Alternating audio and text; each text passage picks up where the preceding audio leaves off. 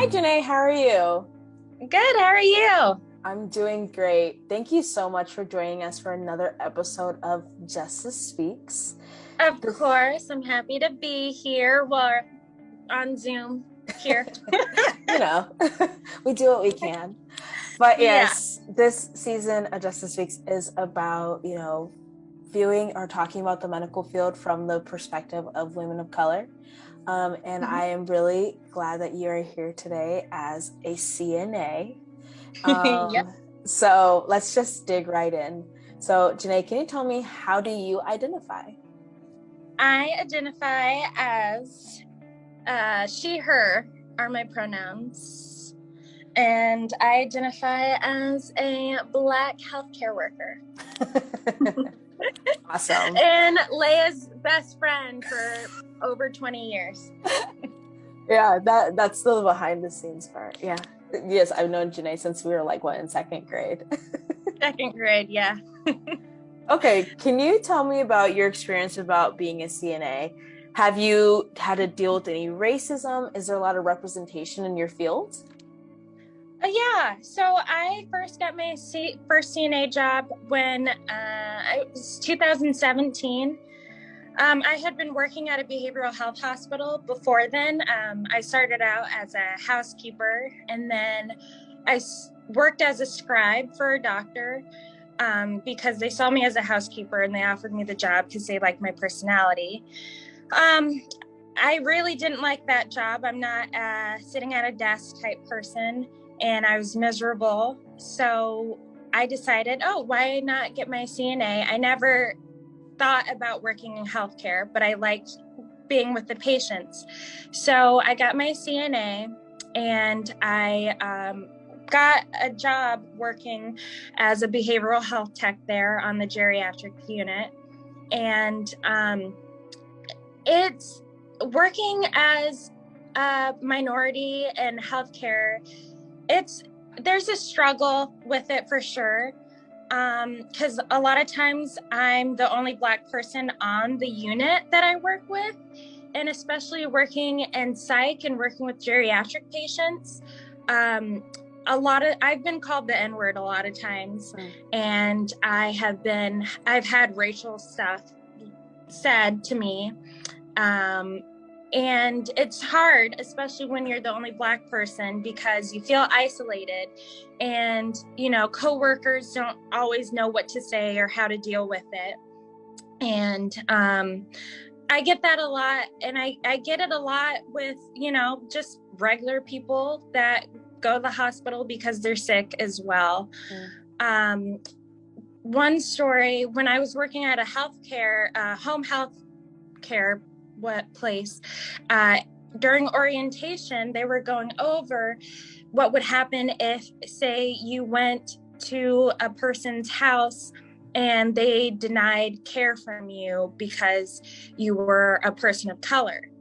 And the woman doing the orientation was a Black woman, and it was kind of disappointing because they said, just call us and we'll send somebody else. And I feel like, as a healthcare company, if somebody's denying care because of race, it's also an option to drop that client.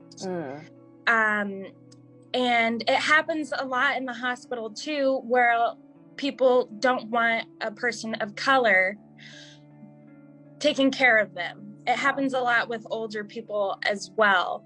And so a lot of people that work in healthcare, I feel like, need more training on, race, not only with the patients, but with co-workers and the employees, because, if somebody's acting that way, they just say, oh, well, we'll just find somebody to replace you. And, we really need to come up with a solution where it's not accepted. There's zero tolerance, and I just come across that a lot, and it's frustrating because I've rarely had people above me, managers or anybody, that have been Black, And so you feel bad, you Mm-hmm. feel bad when people say certain things like that, or people deny your care. And you really don't know what to do. Mm. And there's nobody to really confide in. So that's why I get excited when I go onto a unit and I'm working with another Black person or another person of color, because if something like that happens, then you can confide in somebody else with your experience.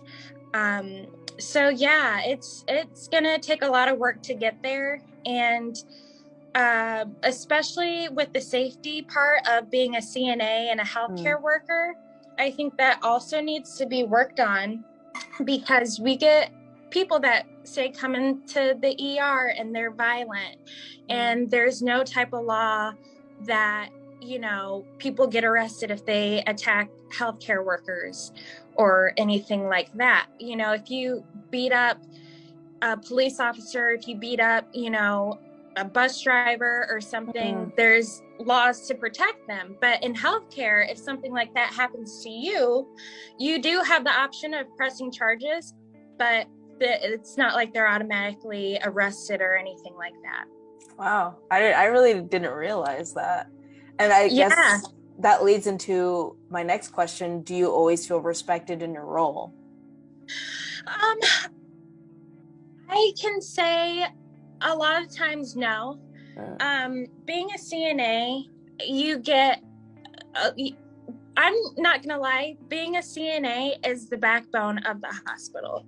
Nurses are important, of course, doctors are important, but we are the ones that spend the most time with the patients. Mm. We take their vitals, we get whatever they need, we make sure they're comfortable, and we have more contact. So a lot of the times I feel like people look down on us because we do, empty out toilets, we change people, but it's also a lot more than that. You have to have a caring heart, and you have to have a lot of understanding for a person. And Mm. so it's kind of hard sometimes, especially being, like I said, a minority and working as a CNA. People look down on you, and it's hard to feel respected by people like that, and it comes from coworkers and other people too. So when I go into work, I know some days I'm not going to get the respect or the why is that such a hard word to say? Recognition? Yes, that word, that I deserve. uh, Mm. so I go in there and I know that, I'm here to do work.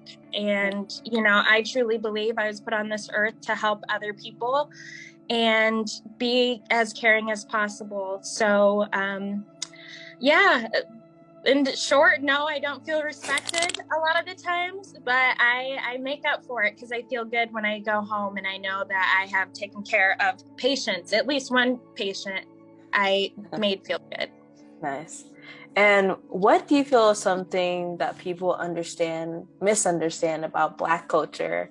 And what would you like people to know about the culture, or what's your favorite part about being a Black woman? I love this question. I feel like a lot of people to this day are still afraid of Black people. I mean, it's really a weird concept, because I meet people, especially working in healthcare, I meet a lot of people that are very standoffish, Mm. and it's just, they don't give you a chance. They see a Mm. Black person walk in and they're like, no. Even out in public, people still snatch their bags, you still get racial profiled and everything. And that's such an old way of thinking, if that's even Mm. thinking at all. So I just wish people would give us a chance, give us more opportunities, and it's great to see other people doing things, like seeing Black doctors. I love when Mm. I see Black doctors. And that's another thing about working in healthcare. If a Black healthcare professional sees me, they will flat out say, hi, what's your name? And greet Mm. you, and that's what I love about other Black people, because they will find you out and they will come and talk to you. You could be the only Black person in a Walmart, and the other Black person will come up to you and act like you've known them your whole life. So another thing I love about Black culture is we lit. Like, Black people are always ready to get down. We're always, having fun, dancing, singing, getting together. So I truly love being Black. Black is beautiful. And I really love the part you said that, like if you're in a space that tends to be like a white space, they'll be like, hey, what you doing? Oh, we're both here. Like, I love that. We're both here. We're both engaged, and we're both out here doing something new, even though there may not be a lot of folks like us here. We're here, and we're going to have each other's backs as much as you can. It's always sad when you and that person, because sometimes you don't get along, but a lot of times after that, you kind of connect. Yeah. So having that like community, but yeah, I really hope, when folks watching this will kind of realize that we have to support those folks of color and the spaces that they're in, because it's not just enough to hire them. We need to have a culture that is accepting of them and welcoming of them so that they can keep serving. And if there is a Black little girl who wants to be a CNA, what would you tell her? I would say go for it. Don't let anybody stop you. Don't let anybody make you feel bad because you're a CNA. You may get paid less and you may have to do the grinding work, but it is a great job. I enjoy working with people, and it makes me feel good. And so I would, if I knew what a CNA was growing up, I would be like, yeah, that seems interesting. So yeah, I think that would be good to see for Black little girl. Or a little boy too. All right, yeah, Black little girl, Black little boy, non-binary kids. Yes. I think everybody, could get up there and do it. I think healthcare jobs need to be explored more by a lot of people of color. I think it's really good to see, seeing Black doctors. I'm just like, oh my goodness, there's so few of you, but you do amazing work. And that's another thing about having patients. People, when I get Black patients, oh my goodness, they treat me like I'm their granddaughter, like I'm their little sister, like I'm their auntie. I love it. Well, Jenay, I really enjoyed hearing your perspective today, and I just want to thank you for being on this episode of Justice Speaks. Thanks for having me.